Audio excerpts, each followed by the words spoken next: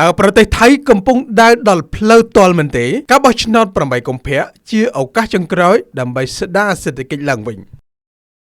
ស្របពេលដែលការបោះឆ្នោតសកលរបស់ប្រទេសថៃនឹងឈានចូលមកដល់នៅថ្ងៃទី8ខែកុម្ភៈឆ្នាំ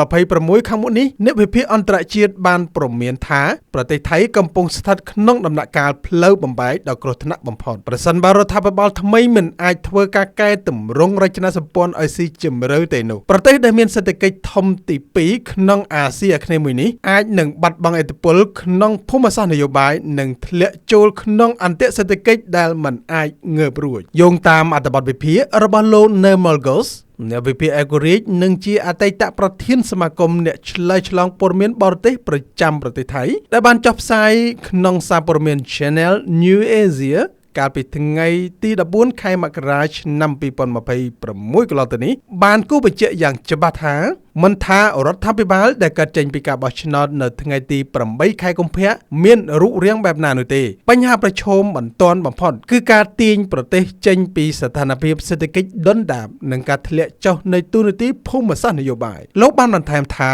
មិនដូច្នោះទេពលរដ្ឋថៃនឹងត្រូវជាប់នៅក្នុងអន្ទាក់ចំណូលមធ្យមជាមួយនឹងក្តីអស់សង្ឃឹមដែលកើតឡើងជាលំដាប់អត្ថបទវិភាគបានក្រើនរំលឹកឡើងវិញនៅព្រឹត្តិការណ៍សំខាន់ៗក្នុងឆ្នាំ2025ដែលជាឆ្នាំដ៏លំបាកសម្រាប់រដ្ឋាភិបាលថៃខែមីនាឆ្នាំ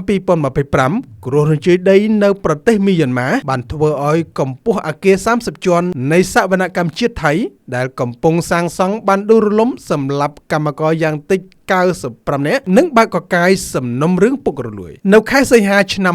2025តុលាការធម្មនុញ្ញថៃបានដកតំណែងអតីតនាយករដ្ឋមន្ត្រីថៃលោកស្រីផែថងថានឈីណាវ៉ាត្រាពីបទប្រព្រឹត្តខុសសីលធម៌យ៉ាងធ្ងន់ធ្ងរពាក់ព័ន្ធនឹងការបែកធ្លាយវីដេអូឃ្លីបសារសំឡេងសន្ទនាតាមទូរស័ព្ទជាមួយសម្ដេចតេជោហ៊ុនសែនប្រធានព្រឹទ្ធសភាកម្ពុជាជុំវិញភាពតានតឹងបញ្ហាព្រំដែននៅខែវិច្ឆិកាឆ្នាំ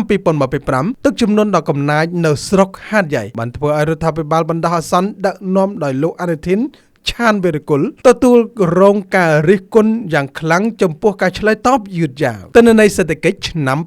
2025បានបង្ហាញសញ្ញាអាសន្នអត្រាកំណើន GDP កាលពីឆ្នាំមុនត្រឹមតែ 2% ហើយត្រូវព្យាករណ៍ថានឹងធ្លាក់ចុះមកនៅត្រឹម 1.5% ទៅ 1.7% ក្នុងឆ្នាំ2026នេះដែលជាកម្រិតទាបបំផុតក្នុងរយៈពេល25ឆ្នាំនិងទាបជាងមធ្យមភាគក្នុងតំបន់ដែលមានប្រមាណ 4% អ្វីដែលគួរឲ្យបារម្ភគឺបំណុលពលរដ្ឋគិតត្រឹមត្រីមាសទី2នៃឆ្នាំ2025ពលរដ្ឋថៃធៀបទៅនឹង GDP គឺមានកម្រិតខ្ពស់រហូតទៅដល់ 86.8% កត្តានេះហើយដែលធ្វើឲ្យនយោបាយចែកលុយក្លាយជាមធ្យោបាយដ៏ទាក់ទាញបំផុតសម្រាប់គណៈបកនយោបាយក្នុងការអូសទាញអ្នកបោះឆ្នោតទោះបីជាអ្នកសេដ្ឋកិច្ចយល់ថាវាមិនមែនជាដំណោះស្រាយដ៏យូរអង្វែងក៏ដោយអ្នកជំនាញសេដ្ឋកិច្ចជាច្រើនបានប្រៀបធៀបថៃទៅនឹងវៀតណាមអ្នកការទូតជាន់ខ្ពស់អាស៊ានម្នាក់បានប្រាប់លោក Ghost ថាសេដ្ឋកិច្ចវៀតណាមកំពុងឈានទៅជ័យឈ្នះសេដ្ឋកិច្ចថៃហើយថាចាប់តាំងពីរដ្ឋប្រហារឆ្នាំ2014មកថៃហាក់បាត់បង់តួនាទីសំខាន់ទាំងស្រុងក្នុងតំបន់អាស៊ានសេដ្ឋកិច្ចវៀតណាមត្រូវបានគេព្យាករណ៍ថានឹងវាយដាច់សេដ្ឋកិច្ចថៃនៅត្រឹមអំណាចឆ្នាំ2026ប្រសិនបើថៃនៅតែមិនអាចរក្សាស្ថិរភាពនយោបាយផ្ទៃក្នុងបានលោកសាស្ត្រាចារ្យបណ្ឌិតប៉ាវិនឆាឆាវ៉ាពងពុនមកពីសាកលវិទ្យាល័យ Kyotoបានផ្ដល់បទសម្ភាសន៍ដោយបញ្ជាក់ថាបញ្ហាប្រឈមសម្រាប់រដ្ឋាភិបាលបន្ទាប់មិនមែនជាការជ្រើសរើសរវាងមហាយៈចិននិងអាមេរិកនោះទេប៉ុន្តែគឺជាការបញ្ចុះបញ្ចូលដៃគូឲ្យជឿជាក់ថាប្រទេសថៃនៅតែជាភាគីដ៏គួរឲ្យទុកចិត្តចំណែកសាស្ត្រាចារ្យបណ្ឌិតទីទីណាន់ផុងសុកឌីរ៉ាក់មកពីសាកលវិទ្យាល័យจุฬាលង្កនបានសរសេរក្នុងសារព័ត៌មានបាងកកប៉ុស្តថាចំណុចសំខាន់បំផុតគឺថាតើអំណាចចាស់និងអ្នកចំនួនថ្មីអាចឈានដល់ការសម្រុះសម្រួលគ្នាដើម្បីកែតម្រង់ដែរឬយ៉ាងណាខ្ញុំមុនីវ័នពី RT News